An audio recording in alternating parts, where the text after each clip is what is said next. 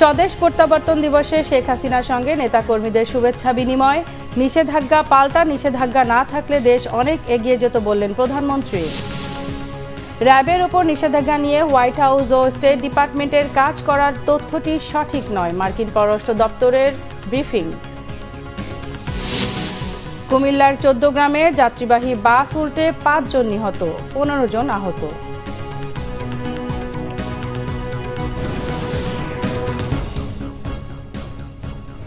দেখছিলেন বিআরবি কেবল সংবাদ শিরোনাম, এবারে বিস্তারিত।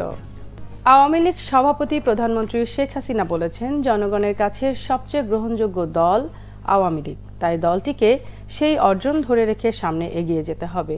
বঙ্গবন্ধু কন্যার 44তম স্বদেশ প্রত্যাবর্তন দিবস উপলক্ষে গণভবনে নেতাকর্মীদের সাথে শুভেচ্ছা বিনিময় অনুষ্ঠানে শেখ হাসিনা একথা বলেন।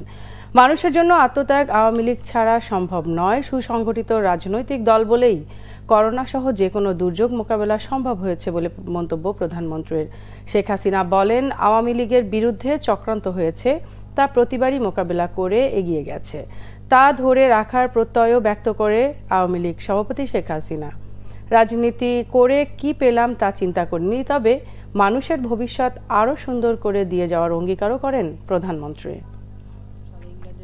কিন্তু আজকে আওয়ামী লীগ বাংলাদেশে সবথেকে শক্তিশালী এবং বড় সংগঠন, এটা হলো বাস্তব। সবথেকে জনগণের কাছে সবথেকে গ্রহণযোগ্য দল আওয়ামী লীগ। প্রতিবার চক্রান্ত হয়, সেই চক্রান্ত মোকাবেলা করেই কিন্তু আমরা বেরিয়ে আসি। তা আমাদেরকে এটা ধরে রাখতে হবে। আর সেই ইতিহাস বিকৃতি থেকে শুরু করে জয় বাংলা বিসর্জন দেওয়া হয়েছিল, 7ই মার্চের ভাষণ সেটাও নিষিদ্ধ ছিল। আজকে জয় বাংলা ফিরে এসেছে। 7ই মার্চের ভাষণ এখন শুধু বাংলাদেশ আন্তর্জাতিক পর্যায়ে স্বীকৃতি পেয়েছে। 21শে ফেব্রুয়ারি আন্তর্জাতিক মাতৃভাষা মর্যাদা পেয়েছে। বাংলাদেশের মানুষের যে রক্ত দিয়ে যে অধিকারগুলি আদায় করেছিল, সেই অধিকারগুলি আজকে আমরা সমুন্নত করতে পেরেছি। কিন্তু আমাদেরকে সামনে আরো এগিয়ে যেতে হবে, এটাই হচ্ছে বড় কথা। এদিকে বাংলাদেশ অর্থনীতি সমিতির সম্মেলনে প্রধানমন্ত্রী শেখ হাসিনা বলেছেন, গণতান্ত্রিক শাসন ছাড়া মানুষের কাছে দায়বদ্ধতা ছাড়া দেশের উন্নয়ন সম্ভব নয়। নিষেধাজ্ঞা পাল্টা নিষেধাজ্ঞা না থাকলে বাংলাদেশ অনেক এগিয়ে যেত বলেও মন্তব্য করেছেন তিনি। বক্তব্যের শুরুতেই স্বাধীনতার পর যুদ্ধ বিধ্বস্ত দেশ গড়ে তুলতে জাতির পিতা বঙ্গবন্ধুর অবদান তুলে ধরেন প্রধানমন্ত্রী। বলেন, ৭৫-এর পর সামরিক শাসকদের আমলে দেশের উন্নয়ন হয়নি। মিলিটারি ডিটেক্টররা কখনো গবেষণায় কোনো দৃষ্টি দেয়নি। জিয়া, এরশাদ, খালেদা কেউই সমুদ্রসীমায় কোনো সমাধানে উদ্যোগ নেয়নি। জিয়াউর রহমানের আমলে দেশের ঋণ খেলাপির সংস্কৃতি চালু হয় বলে দাবি করেন প্রধানমন্ত্রী। তার সরকার ব্যাংক, বিমা, ব্যবসা বাণিজ্য সব ক্ষেত্রে বেসরকারি খাতকে উন্মুক্ত করে সব ক্ষেত্রে অগ্রগতি নিশ্চিত করেছে বলে প্রধানমন্ত্রী উল্লেখ করেন। জানান, গ্রামেই সকল নাগরিক সুবিধা নিশ্চিত করতে সরকার কাজ করে যাচ্ছে। শুধু চাকরির পেছনে না দৌড়ে নিজের পায়ে দাঁড়ানোর পরামর্শ দিয়ে তিনি বলেন, সরকার সেভাবে সবাইকে উদ্বুদ্ধ করছে। র্যাবের উপর আরোপিত নিষেধাজ্ঞা তুলতে হোয়াইট হাউস ও স্টেট ডিপার্টমেন্ট কাজ করছে উল্লেখ করে প্রচারিত তথ্যটি সঠিক নয় বলে জানিয়েছে মার্কিন পররাষ্ট্র দপ্তর। নিয়মিত ব্রিফিংয়ে পররাষ্ট্র দপ্তরের উপপ্রধান মুখপাত্র বেদান্ত প্যাটেল জানিয়েছেন, আচরণ পরিবর্তন ও জবাবদিহি নিশ্চিতের উদ্দেশ্যে নিষেধাজ্ঞাগুলো আরোপ করা হয়েছে। র্যাবের উপর নিষেধাজ্ঞা প্রত্যাহারের দাবিটি সত্য নয়। তিনি স্পষ্ট জানিয়ে দেন, নিষেধাজ্ঞা প্রত্যাহার করছে না যুক্তরাষ্ট্র। বাংলাদেশ সফর করা যুক্তরাষ্ট্রের দক্ষিণ ও মধ্য এশিয়া বিষয়ক সহকারী পররাষ্ট্রমন্ত্রী ডোনাল্ড লুর সঙ্গে বৈঠক শেষে প্রধানমন্ত্রী বিনিয়োগ উপদেষ্টার একটি মন্তব্য নিয়ে সাংবাদিকদের এক প্রশ্নের জবাবে এই প্রতিক্রিয়া এলো।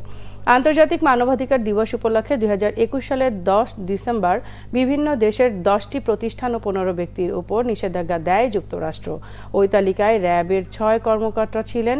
এছাড়া সাবেক আইজিপি বেনজির আহমেদ ও র্যাবের সাবেক কমান্ডার মিফতা উদ্দিন আহমেদের উপর যুক্তরাষ্ট্রে প্রবেশের নিষেধাজ্ঞা দেওয়া হয়েছিল।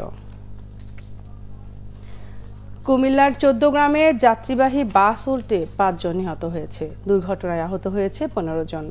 সকাল 7টার দিকে কুমিল্লার 14 গ্রামের বাতিশা বসন্তপুর রিল্যাক্স পরিবহনের একটি বাস উল্টে এই দুর্ঘটনা ঘটে। জানা গেছে, ঢাকা থেকে কক্সবাজারগামী রিল্যাক্স পরিবহনের বাসটি নিয়ন্ত্রণ হারিয়ে ঢাকা চট্টগ্রাম মহাসড়কে 14 গ্রামের বসন্তপুর এলাকায় সড়কের পাশে ছিটকে পড়ে যায়।